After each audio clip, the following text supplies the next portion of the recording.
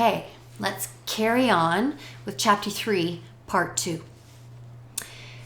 Children from the slums were easy enough to entice away, but eventually people noticed, and the police were stirred into reluctant action.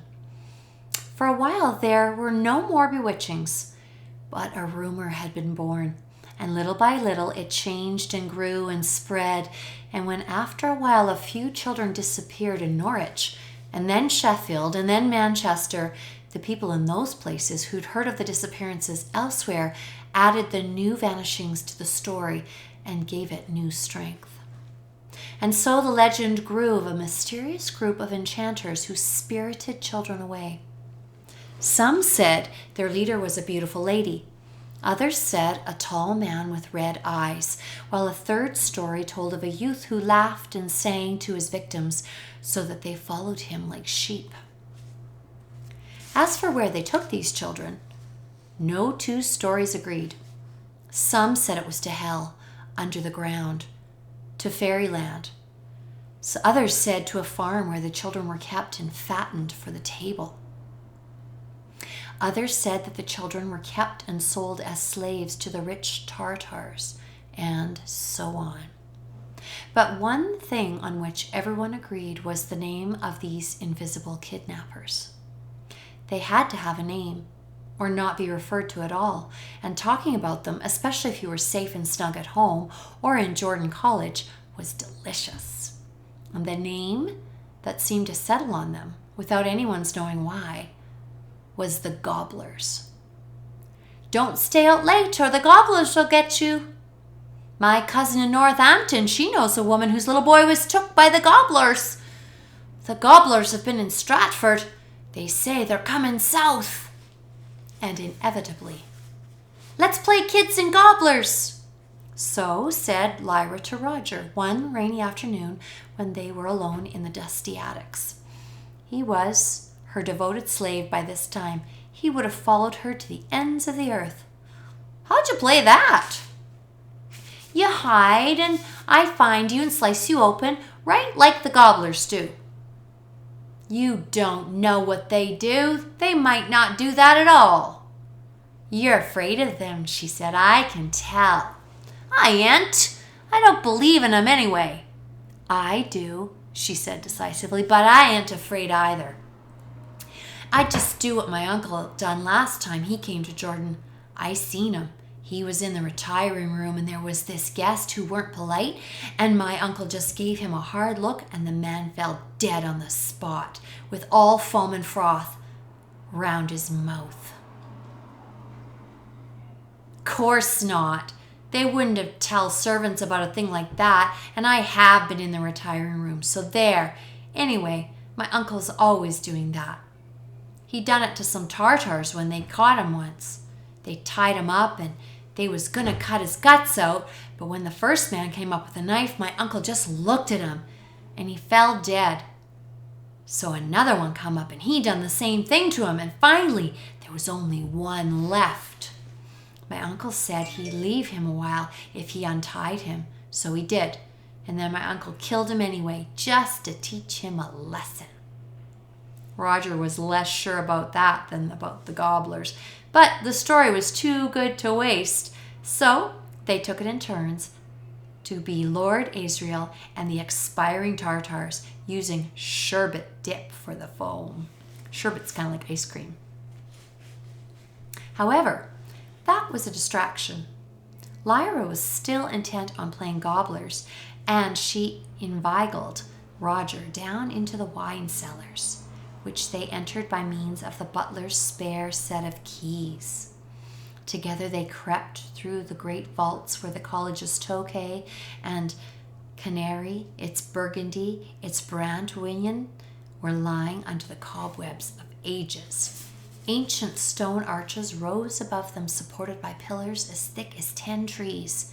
Irregular flagstones lay underfoot, and on all sides were ranged rack upon rack, tier upon tier of bottles and barrels. It was fascinating. With Gobblers forgotten again, the two children tiptoed from end to end, holding a candle in trembling fingers. peering into every dark corner with a single question growing more urgent in Lyra's mind every moment. What did the wine taste like? There was an easy way of answering that. Lyra, over Roger's fervent protests, picked out the oldest, twistiest, greenest bottle she could find, and not having anything to extract the cork with, broke it off at the neck. Huddled in the furthest corner, they sipped at the heady crimson liquor, wondering when they'd become drunk and how they'd tell when they were. Lyra didn't like the taste much, but she had to admit how grand and complicated it was. The funniest thing was watching their two demons, who seemed to be getting more and more muddled, falling over, giggling senselessly, and changing shape to look like gargoyles, each trying to be uglier than the other. Finally, and almost simultaneously, the children discovered what it was like to be drunk. "Do they like doing this?" gasped Roger after vomiting copiously. "Yes," said Lyra in the same condition. And so do I," she said stubbornly. Lyra learned nothing from that episode except that playing Gobblers led to interesting places. She remembered her uncle's words in their last interview and began to explore underground. For what was above ground was only a small fraction of the whole. Like some enormous fungus whose root system extended over acres, Jordan, finding itself jostling for space above ground with St. Michael's College on one side, Gabriel College on the other, and the University Library behind, had begun sometime in the Middle Ages to spread below the surface. Tunnels, shafts, vaults, cellars, staircases had so hollowed out the earth below Jordan and for several hundred yards around it that there was almost as much air below ground as there was above. Jordan College stood on a sort of froth of stone. And now that Lyra had the taste for exploring it, she abandoned her usual haunt, the irregular Alps of the college roofs, and plunged with Roger into this netherworld. From playing at Gobblers, she had turned to hunting them. For what could be more likely than that they were lurking out of sight below the ground? So one day, she and Roger made their way into the crypt below the oratory.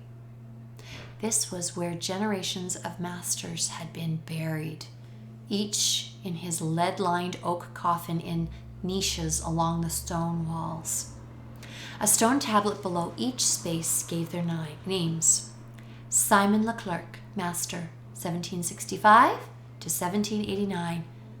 Sarah Batten, Requiescant in pace. "What's that mean?" said Roger. "Well, that's first part's his name, and the last bit's Roman, and the date's in the middle when he was a master, and the other name must be his demon." They moved along the silent vault, tracing letters of more inscriptions. Francis Lyle, Master, 1748 to 1765. Zohariel, Requiescant in pace. Ignatius Cole, Master, 1745 to 1748.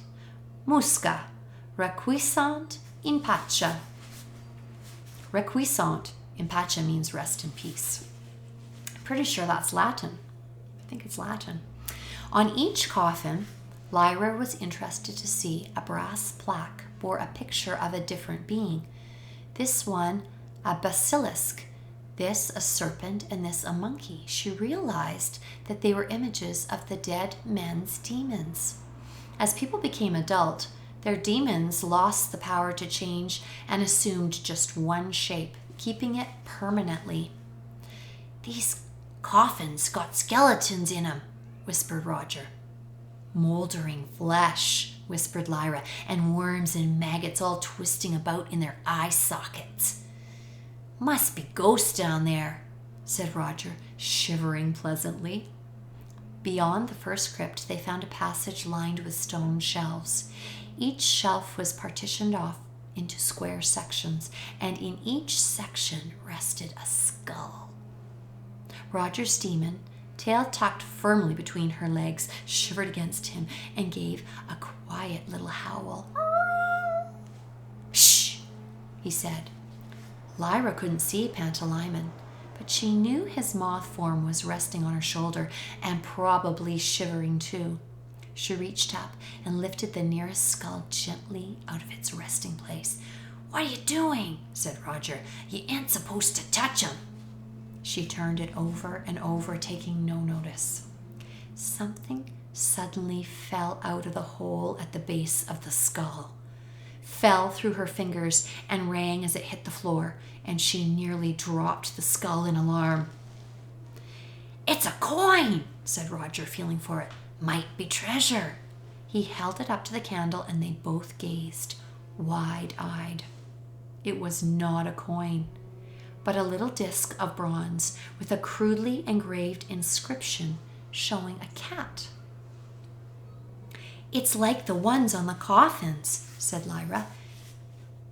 "It's his demon, must be." "Better put it back," said Roger uneasily, and Lyra upturned the skull and dropped the disc back into its immemorial resting place before returning the skull to the shelf. Each of the other skulls they found had its own demon coin showing its owner's lifetime companion still close to him in death. "What do you think these were when they were alive?" said Lyra. "Probably scholars, I reckon. Only the masters get coffins. There's probably been so many scholars all down the centuries that there wouldn't be room to bury the whole of them, so they just cut off their heads and keep them. That's the most important part of them anyway." They found no gobblers, but the catacombs under the oratory kept Lyra and Roger busy for days. Once she tried to play a trick on some of the dead scholars by switching around the coins in their skulls so they were with the wrong demons. Pantalaimon became so agitated at this that he changed into a bat and flew up and down, uttering shrill cries and flapping his wings in her face, but she took no notice. It was too good a joke to waste. She paid for it later, though. In her bed in her narrow room at the top of the staircase, 12, she was visited by a night ghast and woke up screaming at the 3 robed figures who stood at the bedside, pointing their bony fingers before throwing back their cowls to show bleeding stumps where their heads should have been. Only when Pantalaimon became a lion and roared at them did they retreat, backing away into the substance of the wall until all that was visible was their arms.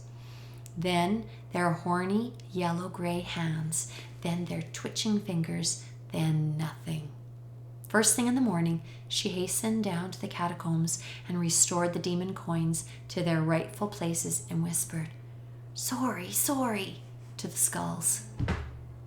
The catacombs were much larger than the wine cellars, but they too had a limit. When Lyra and Roger had explored every corner of them and were sure there were no gobblers to be found there, they turned their attention elsewhere, but not before they were spotted leaving the crypt by the intercessor, who called them back into the oratory. The intercessor was a plump, elderly man known as Father Heist. It was his job to lead all the college services, to preach and pray and hear confessions. When Lyra was younger, he had taken an interest in her spiritual welfare, only to be confounded by her sly indifference and insincere repentances. She was not spiritually promising, he had decided.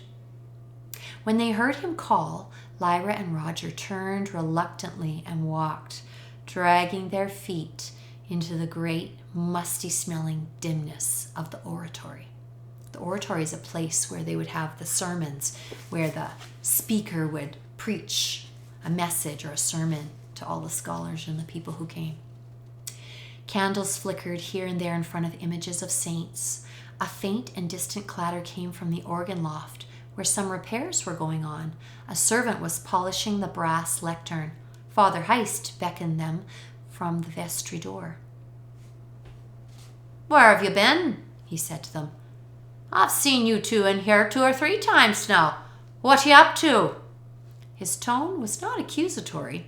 He sounded as if he were genuinely interested. His demon flicked a lizard tongue at them from her perch on his shoulder. Lyra said, "Well, we wanted to look down in the crypt." "Whatever for?" The coffins. Well, we wanted to see all the coffins," she said. "But why?" She shrugged. It was her constant response when she was pressed. "And you?" he went on, turning to Roger. Roger's demon anxiously wagged her terrier tail to propitiate him. "What's your name?" Roger, Father." "Oh, if you're a servant, where do you work?" "In the kitchen, Father." "Should you be there now?" "Yes, Father." "Then be off with you." Roger turned and ran. Lyra dragged her foot from side to side on the floor. "As for you, Lyra," said Father Heist, "I'm pleased to see you taking an interest in what lies in the oratory. You're a lucky child to have all this history around you." Said Lyra. "But I wonder about your choice of companions. Are you a lonely child?" "No," she said. Do you miss the society of other children?" "No." "I don't mean Roger the kitchen boy. I mean children such as yourself. Nobly born children. Would you like to have some companions of that sort?" "No." "But other girls, perhaps?" "No." "You see, none of us would want you to miss all the usual childhood pleasures and pastimes. I sometimes think it must be a lonely life for you here among a company of elderly scholars, Lyra. Do you feel that?" "No." He tapped his thumbs together over his interlaced fingers, unable to think of anything else to ask this stubborn child. "If there's anything troubling you," he said finally, "you know you can come and tell me about it. I hope you feel you can always do that." "Yes," she said. "Do you say your prayers?" "Yes." "Good girl. Well, run along." With a barely concealed sigh of relief, she turned and left.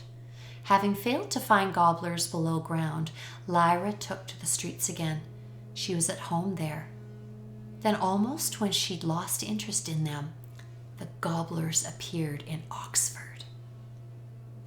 The first Lyra heard of it was when a young boy went missing from an Egyptian family she knew.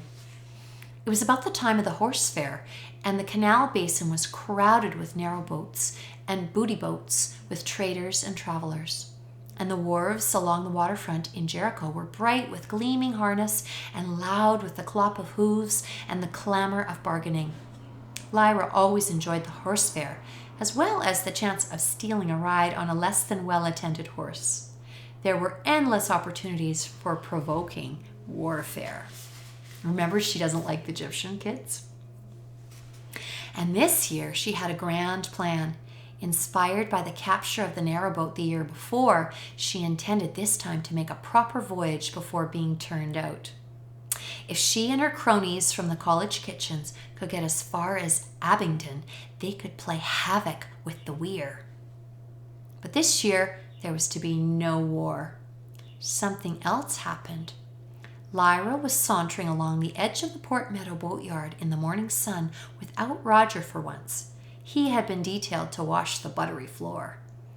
But with Hugh Lovett and Simon Parslow, passing a stolen cigarette from one to another and blowing out the smoke ostentatiously when she heard a cry in a voice that she recognized.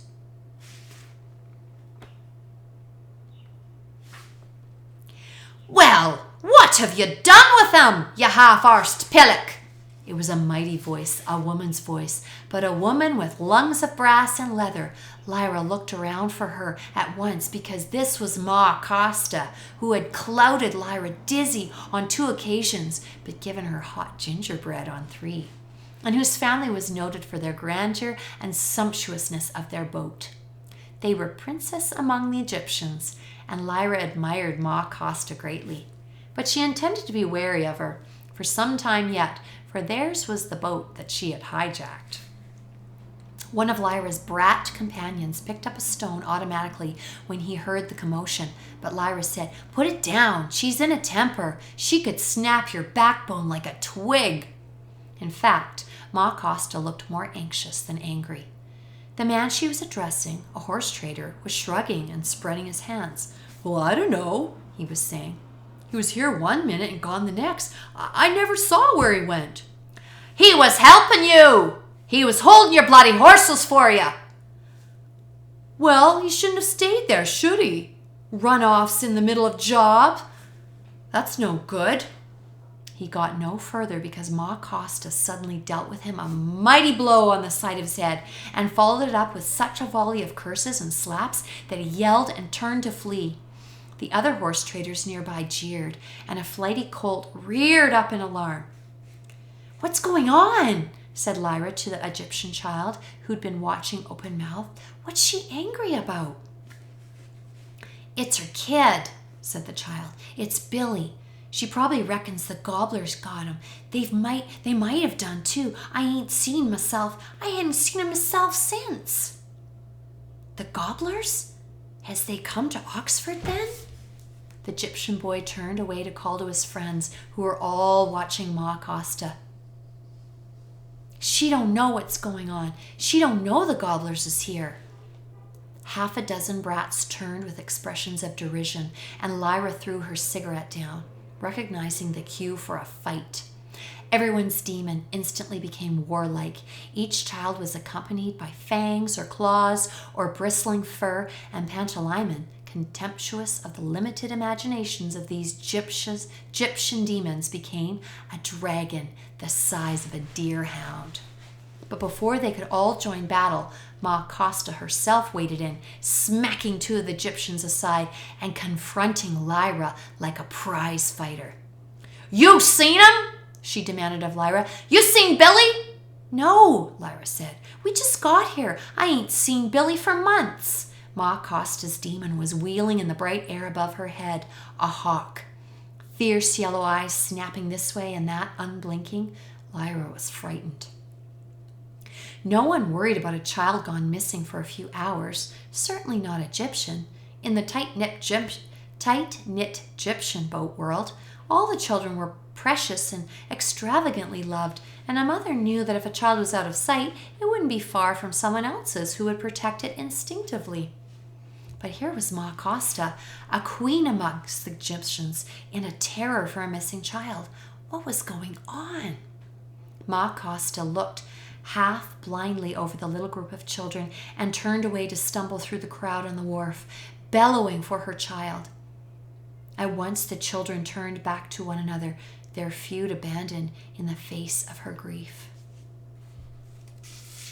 "What is them gobblers?" said Simon Parslow, one of Lyra's companions.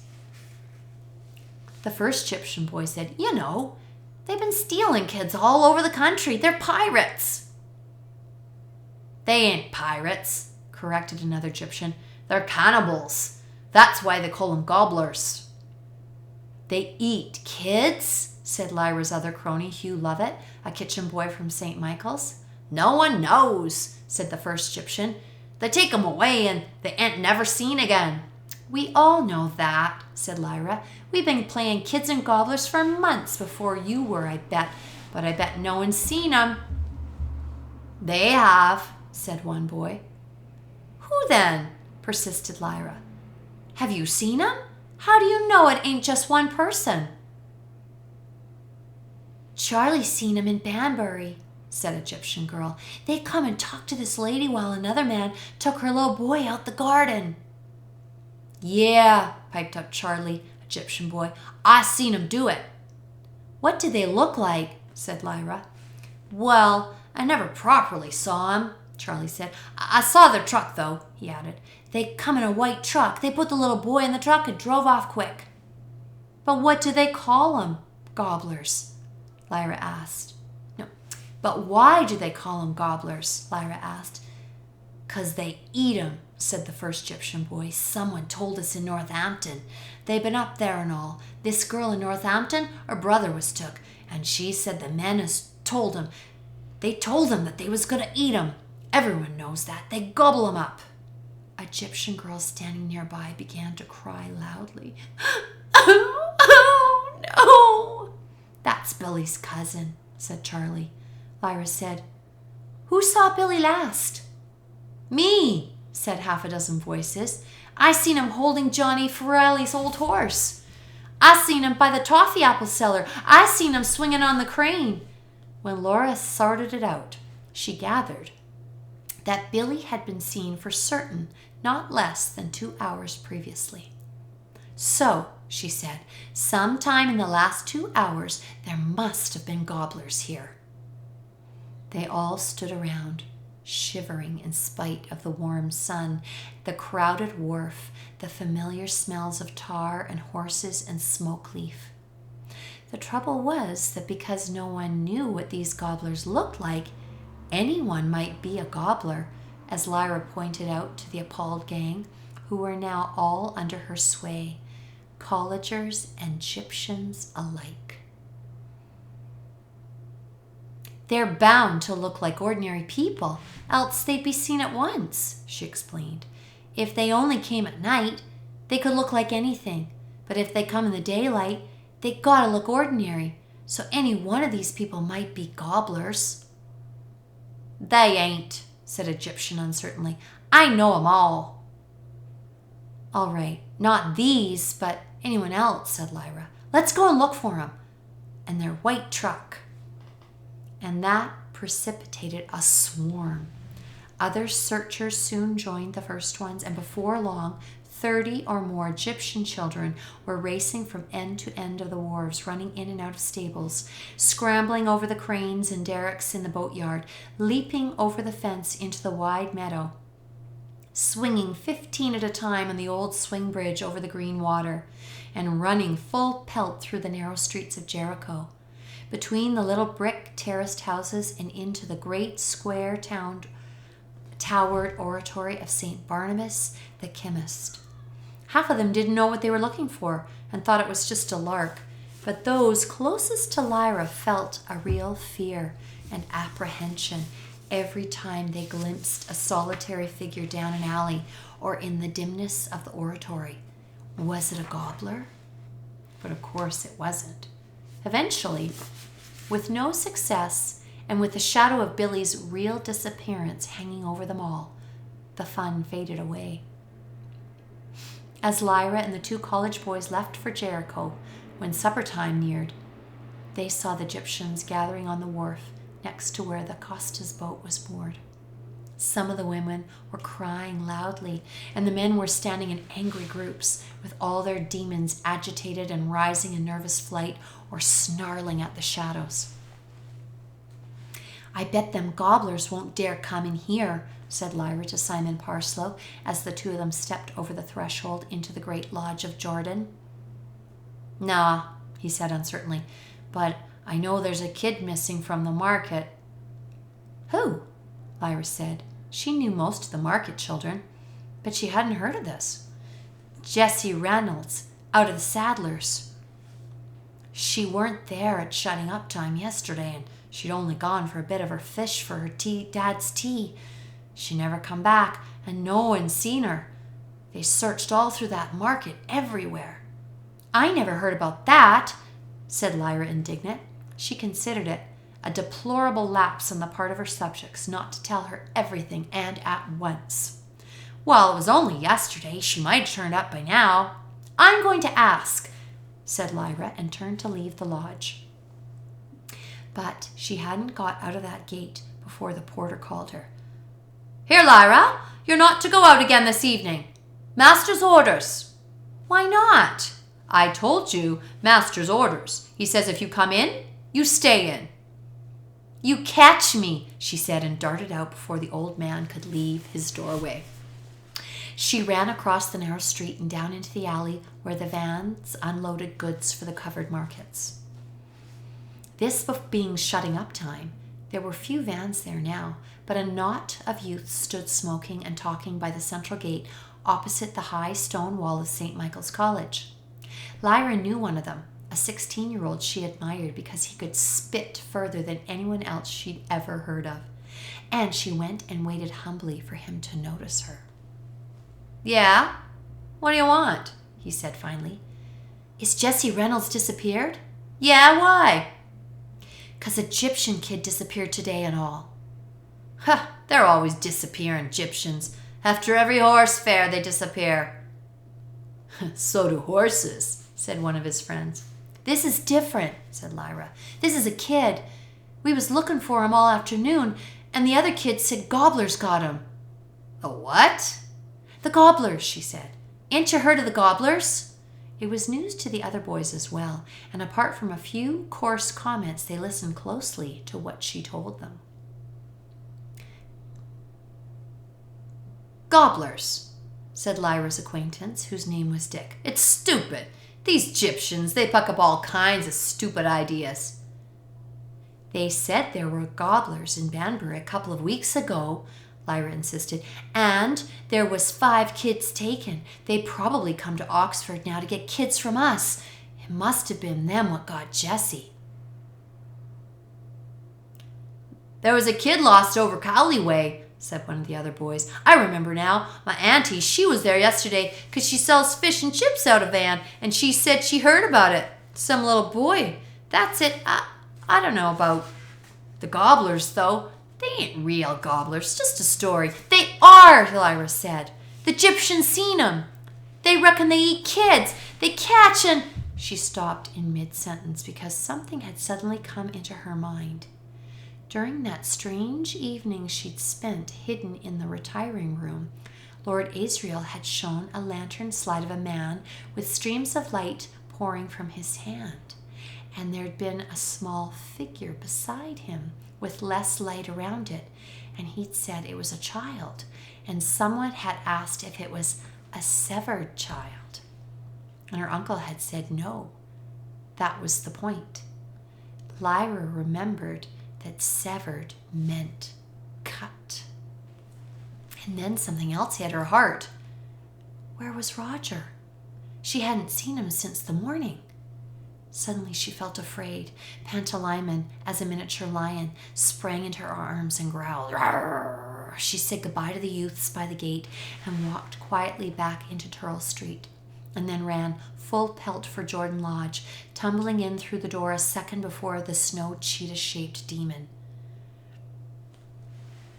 The porter was sanctimonious. "I had to ring the master and tell him," he said. "He ain't pleased at all. I wouldn't be in your shoes, not for money I wouldn't." "Where's Roger?" she demanded. "I ain't seen him. He'll be in for it too. Ooh, when Mr. Carson catches him." Lyra ran to the kitchen and thrust her way into the hot, clangorous, steaming bustle. "Where's Roger?" she shouted. "Clear off, Lyra. We're busy in here." "But where is he? Has he turned up or not?" No one seemed interested. "But where is he? You must have heard." Lyra shouted at the chef, who boxed her ears and sent her storming away. Bernie, the pastry cook, tried to calm her down, but she wouldn't be consoled. "They got him! Them bloody gobblers! They ought to catch him and bloody kill him! I hate him! You don't care about Roger!" "Lyra, we all care about Roger." "You don't, else you'd all stop work and go look for him right now! I hate you!" "There could be a dozen reasons why Roger ain't turned up. Listen to sense. We got dinner to prepare and serve in less than an hour. The master's got guests in the lodging, and he'll be eating over there, and that means Chef'll have to attend to getting the food there quick, so it don't go cold. And what with one thing and another, Lyra, life's got to go on. I'm sure Roger'll turn up." Lyra turned and ran out of the kitchen, knocking over a stack of silver dish covers and ignoring the roar of anger that arose. She sped down the steps and across the quadrangle between the chapel and Palmer's Tower and into Yaxley Quad, where the oldest buildings of the college stood. Pantalaimon scampered before her, flowing up the stairs to the very top, where Lyra's bedroom was.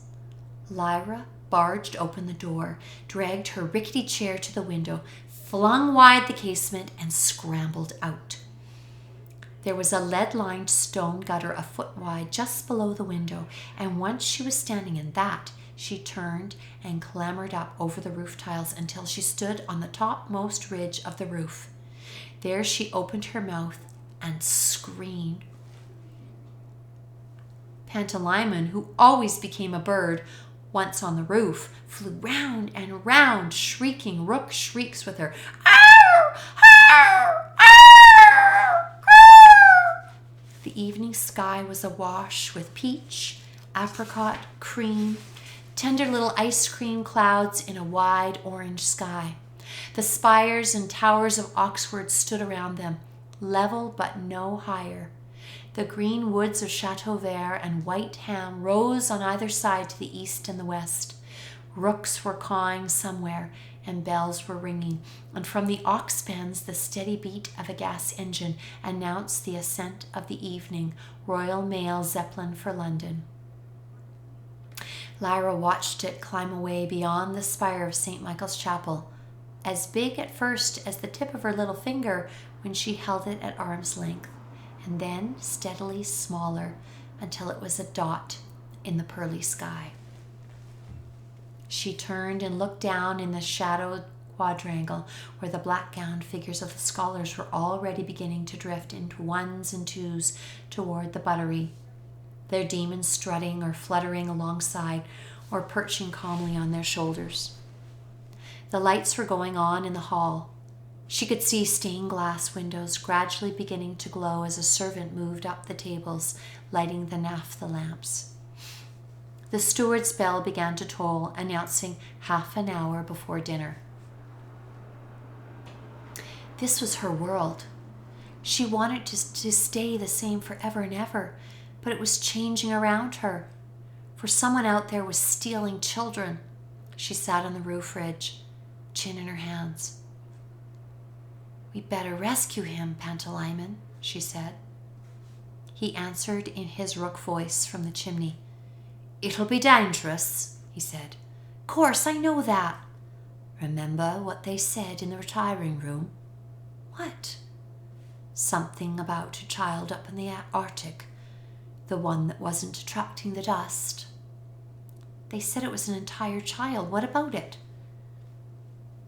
"That might be what they're going to do with Roger and the Egyptians and the other kids." "What?" "Well, what does entire mean?" "Dunno. They cut him in half, probably. I reckon they make slaves out of him. That'd be more use. They probably got mines up there, uranium mines for autumncraft. I bet that's what it is. And if they sent grown-ups down the mine, they'd be dead, so they use kids instead because they cost less. That's what they've done with them."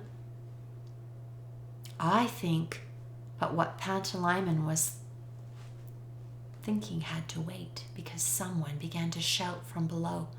"Lyra! Lyra! You come in this instant!" There was a banging on the window frame. Lyra knew the voice and the impatience. It was Mrs. Lonsdale, the housekeeper. There was no hiding from her. Tight-faced, Lyra slid down the roof and into the gutter, and then climbed in through the window again. Mrs. Lonsdale was running some water into the little chipped basin to the accompaniment of a great groaning and hammering from the pipes. "The number of times you've been told about going out there! Look at you! Just look at your skirt! It's filthy! Take it off at once and wash yourself while I look for something decent that ain't torn. Why, you can't keep yourself clean and tidy." Lyra was too sulky even to ask why she was having to wash and dress, and no grown-up ever gave reasons of their own accord. She dragged the dress over her head and dropped it onto the narrow bed and began to wash desultorily, while Pantalaimon, a canary now, hopped closer and closer to Mrs. Lonsdale's demon, a stolid retriever, trying in vain to annoy him. "Look at the state of this wardrobe. You ain't hung nothing up for weeks. Look at the creases in this. Look at this, look at that." Lyra didn't want to look. She shut her eyes as she rubbed her face with the thin towel. You'll just have to wear it as it is. There ain't time to take an iron to it. God bless me, girl. Your knees, look at the state of them." "Don't want to look at nothing," Lyra muttered. Mrs. Longdale smacked her leg. "Wash!" she said ferociously. "You got all that dirt off?" "Why?" Lyra said at last. "I never wash my knees usually. No one's going to look at my knees. What have I got to do all this for? You don't care about Roger neither, any more than Chef does. I'm the only one that—" Another smack on her leg. "None of that nonsense. I'm a Parslow, same as Roger's father. He's my second cousin. I bet you didn't know that, because I bet you never asked Miss Lyra. I bet it never occurred to you. Don't you chide me without carrying on about that boy. God knows I even care about you, and you give me little enough reason, and no thanks." She seized the flannel and rubbed Lyra's knees so hard she left the skin bright pink and sore, but clean. "The reason for this is you're going to have dinner with the master and his guests. I hope to God you behave. Speak when you're spoken to. Be quiet and polite. Smile nicely. And don't you ever say dunno when someone asks you a question." She dragged the best dress onto Lyra's skinny frame, tugged it straight, fished a bit of red ribbon out of the tangle in a drawer, and brushed Lyra's hair with a coarse brush. "If they'd let me know earlier, I could have given your hair a proper wash. Well, that's too bad. As long as they don't look too close. There, now, stand up straight. Where's those best patent leather shoes?" 5 minutes later, Lyra was knocking on the door of the master's lodging, the grand and slightly gloomy house that opened into the Yaxley quadrangle and backed onto the library garden. Pantalaimon, an ermine now for politeness, rubbed himself against her leg. The door was opened by the master's manservant cousins, an old enemy of Lyra's, but both knew that this was a state of truce. "Mrs. Lonsdale said I was to come," said Lyra. "Yes," said Cousin, stepping aside. "The master's in the drawing room." He showed her into the large room that overlooked the library garden. The last of the sun shone into it, through the gap between the library and Palmer's Tower, and lit up the heavy pictures and the glum silver the master collected. It also lit up the guests, and Lyra realized why they weren't going to dine in the hall. 3 of the guests were women. "Ah, Lyra," said the master, "I'm so glad you could come. Cousins, could you find some sort of soft drink?